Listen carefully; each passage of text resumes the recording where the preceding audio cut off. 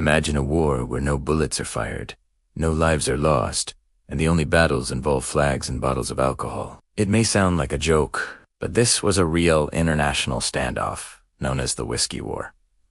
This unusual dispute took place between two of the world's most peaceful countries, Canada and Denmark, and centered on a tiny, frozen, uninhabited island called Hans Island, hidden in the Arctic waters between Canada and Greenland.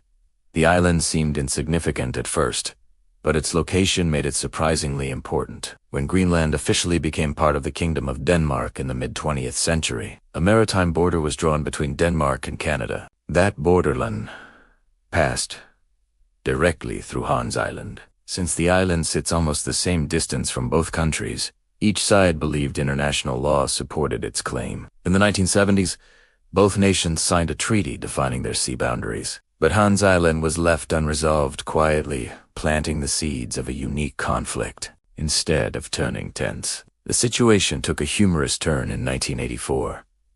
A Danish official visited the island, raised Denmark's flag, and left behind a bottle of schnapps. Canada soon responded by replacing the flag with its own and leaving a bottle of Canadian whiskey. What followed was a decades-long tradition of friendly exchanges, turning a territorial dispute into one of the most polite wars in history. This symbolic back and forth continued for years until both governments agreed it was time for a permanent solution. In 2022, Canada and Denmark peacefully settled the dispute by dividing Hans Island, with Denmark receiving about 60% and Canada the remaining 40%. The Whiskey War ended not with force, but with cooperation, proving that sometimes diplomacy and a sense of humor can succeed where conflict fails.